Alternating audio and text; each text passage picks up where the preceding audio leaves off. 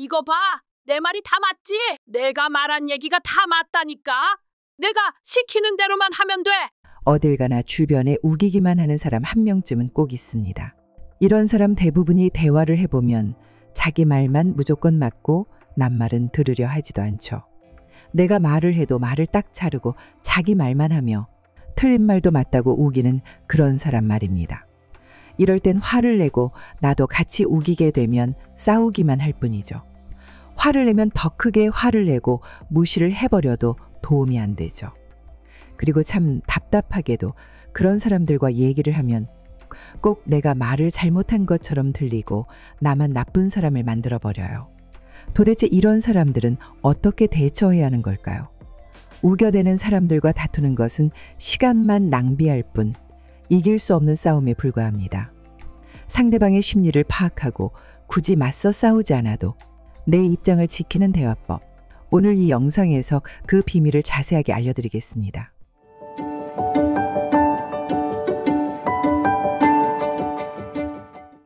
그 비밀은 복잡한 기술이나 어려운 말이 아닙니다. 바로 이 한마디에 숨겨져 있습니다. 우기는 사람과 싸우지 않고 이기는 지혜로운 대화법 지금 알려드립니다.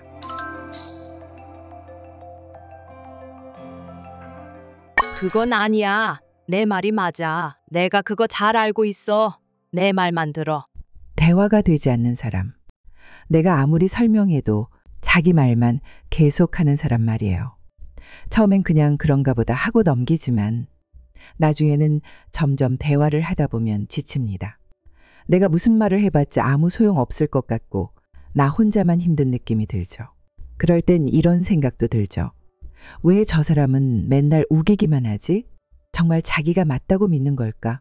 그런데 알고 보면요. 그 사람들도 속으로는 자기 말이 완벽하다고 믿는 게 아닐 수도 있어요.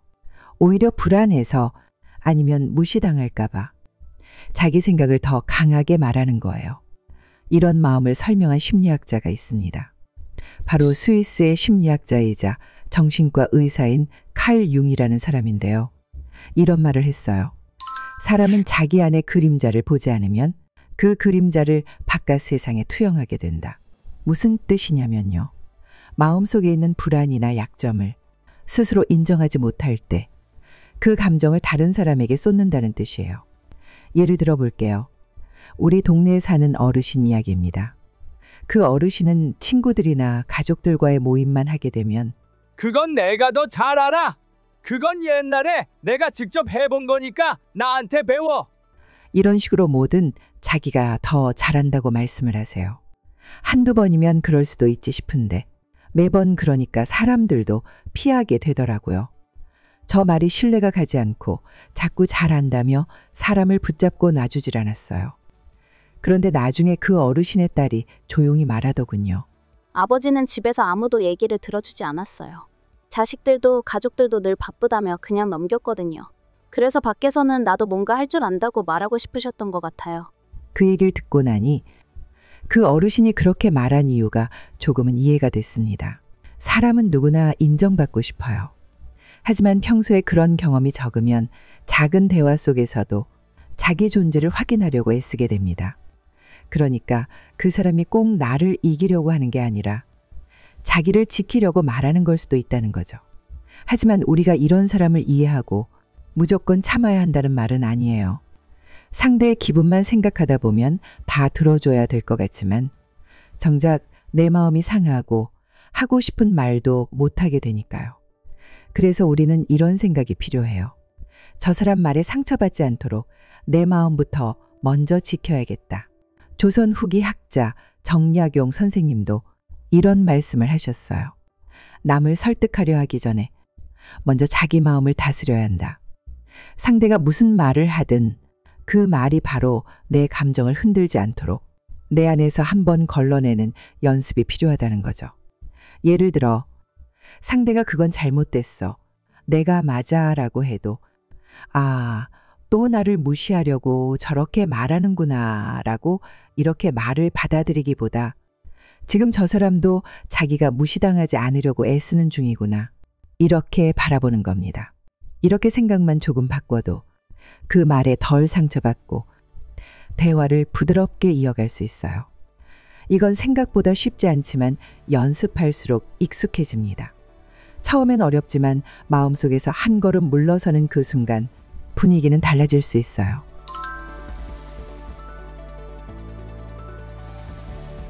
말이 안 통하는 사람과 대화를 하다 보면 마음속에 이런 생각이 올라오죠. 그냥 맞다고 해줘야 하나? 아니면 제대로 말해서 틀렸다고 알려줘야 하나?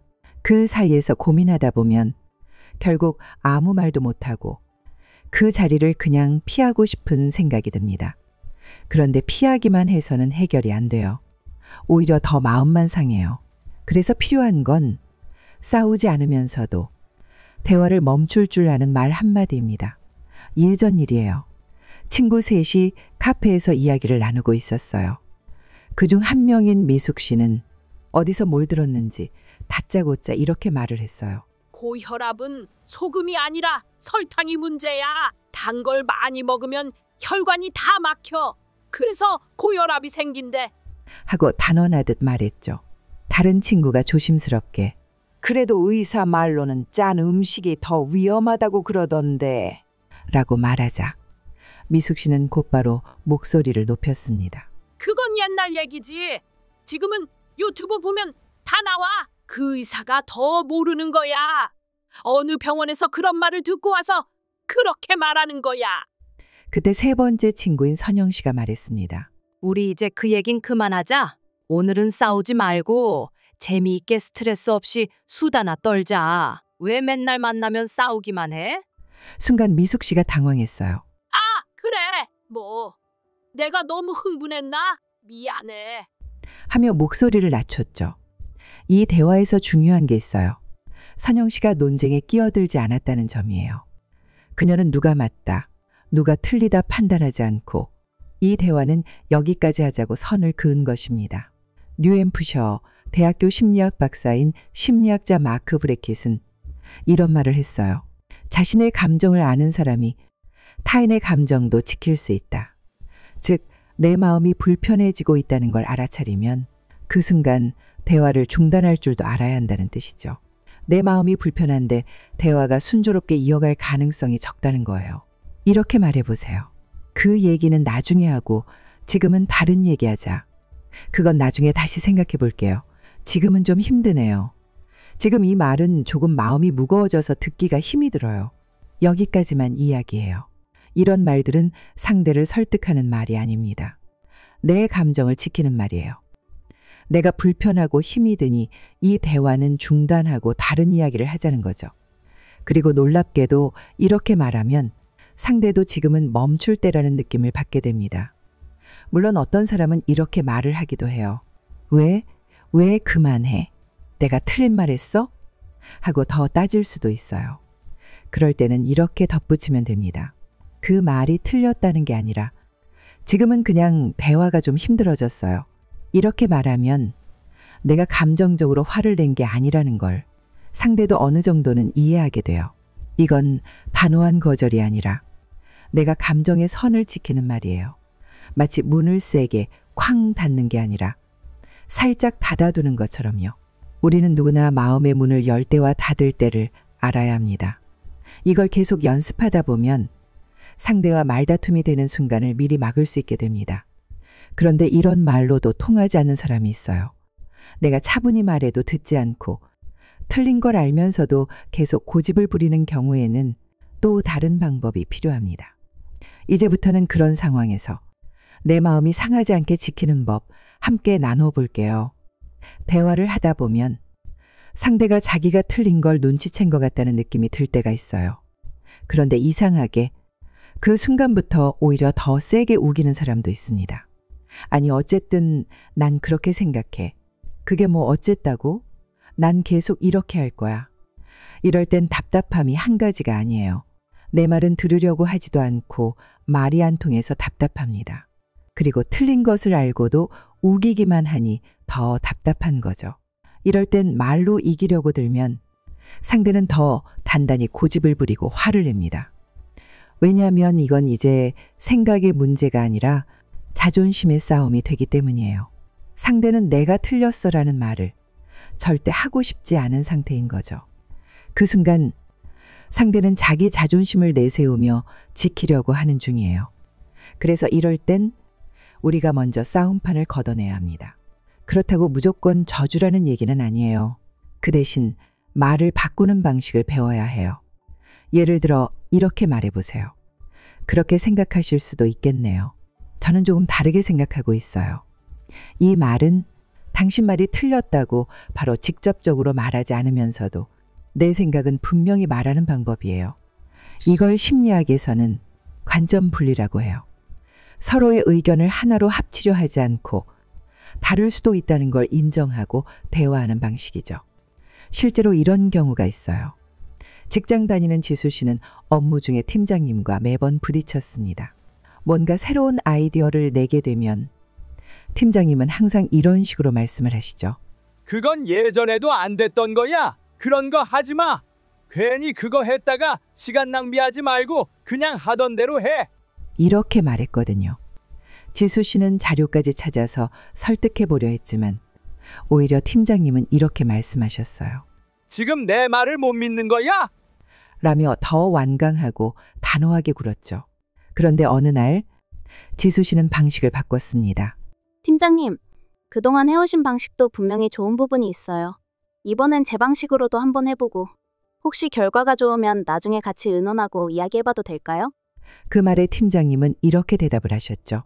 그래, 한번 해봐. 그 후로 조금씩 지수 씨의 말도 듣게 되었습니다. 여기서 중요한 거는요. 지수 씨가 당신 방식은 틀렸다고 말하지 않았다는 것이에요. 대신 나는 이렇게 해보고 싶다는 말로 내 생각을 전달했어요. 이처럼 상대가 고집을 부릴 때는 말로 꺾으려 하지 말고 행동으로 보여주는 편이 훨씬 효과적입니다. 이걸 프랑스의 철학자 몽테뉴는 이렇게 말했습니다. 자기 생각을 말할 땐 부드럽게 하라. 상대의 생각도 나름의 진실이기 때문이다. 상대가 왜 저렇게까지 말하는지를 완전히 내가 모든 것을 이해할 수는 없지만 그 사람도 저렇게 말을 하면서 무언가 지키고 싶은 게 있겠구나. 이렇게만 조금 바꿔서 생각해도 우리 마음은 훨씬 덜 상하게 됩니다. 그리고 이런 말도 함께 기억해 보세요. 그 말도 맞는 말이네요.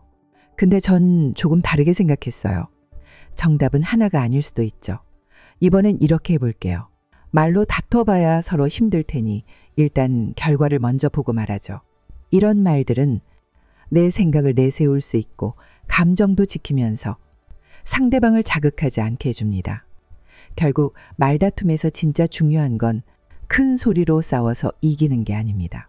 내 마음을 지키는 말, 상대를 다치지 않게 멈추는 말, 그 말이 관계를 부드럽게 바꾸는 힘이 됩니다. 이제 다음으로는 이런 갈등이 자주 생기는 관계에서 내 마음이 상대방에게 휘둘리지 않게 만드는 연습법을 함께 나눠보겠습니다. 어떤 사람과의 대화는 끝나고 나서도 한참 동안 마음을 무겁게 합니다. 상대의 말이 자꾸 떠오르고 그때 내가 왜 그렇게 말했지? 그냥 참을 걸 그랬나? 이렇게 생각을 하며 스스로를 자책하게 되죠. 특히 말이 안 통하는 사람과의 대화는 그 여운이 더 오래 남습니다. 그 사람은 잊었을지 몰라도 나는 며칠 동안 계속 기분이 가라앉아 있는 거예요. 이럴 때 꼭 필요한 게 있습니다. 바로 내 감정을 스스로 다독이는 연습입니다. 우리가 흔히 화를 참고 넘기자라고 말하지만 사실 그건 화를 꾹꾹 눌러놓는 것일 뿐 풀어주는 건 아니거든요. 마음에 계속 남아있어요. 진짜 감정 관리란 지금 내가 어떤 기분인지 정확히 아는 것부터 시작돼요. 예를 들면 이런 거예요. 나는 지금 화가 난 게 아니라 속상하고 억울하고 무시당한 기분이야. 하고 마음속으로 말해보는 거죠. 이걸 심리학에서는 감정 이름 붙이기라고 합니다. 마음을 정리하는데 아주 효과적인 방법이에요. 감정의 이름을 붙이는 순간 그 감정의 크기가 줄어들어요. 마치 어두운 방 안에서 정체 모를 소리가 들릴 땐 무섭지만 아, 냉장고 소리구나 하고 나면 더 이상 무섭지 않은 것처럼요. 그리고 감정이 정리되면 내가 지금 뭘 해야 할지도 더 잘 보입니다. 예전에 이런 일이 있었어요. 정희 씨는 사촌 언니와의 전화 통화에서 마음이 너무 상한 적이 있었어요. 사소한 가족 이야기에서 시작된 말이 언니의 비아냥거림으로 바뀌었고 결국에 언니는 이렇게 말을 했어요. 넌 원래 좀 예민하잖아. 그 순간 정희 씨는 바로 반박하고 싶었지만 그 대신 전화를 끊고 잠깐 공원에 산책을 나갔습니다. 그녀는 걸으면서 마음속으로 이렇게 말했대요. 나 예민한 거 맞아. 그런데 그게 잘못은 아니야. 그냥 내 기분이 그런 것뿐이야. 그 말을 스스로에게 해주는 것만으로도 마음이 훨씬 가벼워졌다고 해요.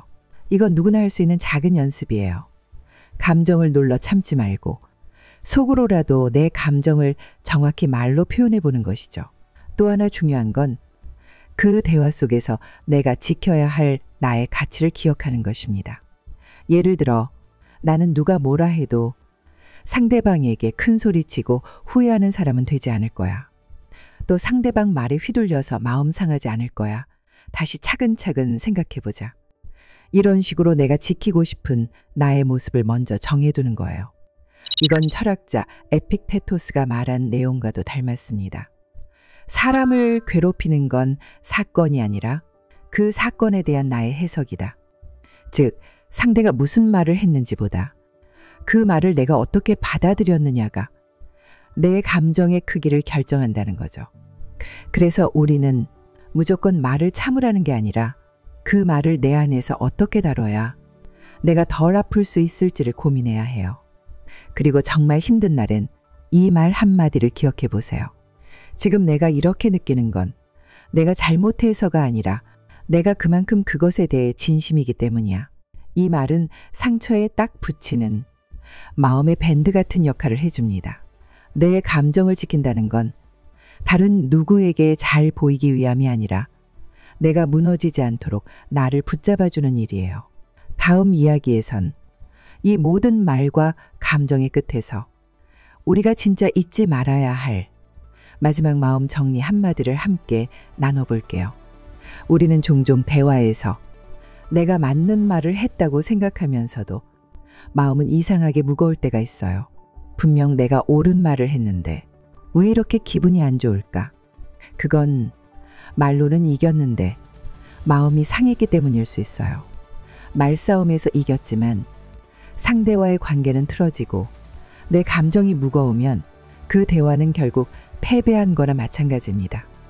그래서 진짜 중요한 건 상대를 꺾는 말이 아니라 내 마음을 다치지 않게 지키는 말이에요. 누군가가 자기 말만 하며 우길 때, 내가 하고 싶은 말을 참느라 너무 힘들 때, 그럴 때마다 오늘 우리가 나눈 이야기들을 마음속에서 한번 꺼내보세요. 지금 저 사람도 무언가를 지키려고 애쓰는 중이구나. 지금은 설득보다 멈추는 게 더 필요하겠구나. 내 감정은 내가 지켜야겠구나. 이렇게 마음을 다시 붙잡는 연습이 내일의 대화를 조금 더 편안하게 만들어줄 거예요. 아무리 말이 안 통하는 사람이라 해도 그 사람의 말보다 내 태도와 반응이 내 인생을 더 깊고 단단하게 만들어줍니다. 오늘 영상 어떠셨나요? 누군가와 대화를 나누며 속이 상했던 날, 그 기억이 떠올랐던 분도 계셨을 거예요. 하지만 이제는 싸우지 않으면서도 내 마음을 지킬 수 있는 말 한마디, 조금은 떠올릴 수 있게 되셨기를 바랍니다. 여러분의 일상 속 대화에 작은 도움이 되었으면 해요. 혹시 비슷한 경험이 있으셨다면 댓글로 이야기 들려주세요. 누군가에겐 큰 위로와 도움이 될 수 있습니다. 영상이 마음에 드셨다면 좋아요와 구독해주세요. 영상 제작에 힘이 됩니다. 그리고 소중한 분들께 공유도 부탁드릴게요. 오늘도 편안한 하루 되시고 여기까지 함께 해주셔서 감사합니다.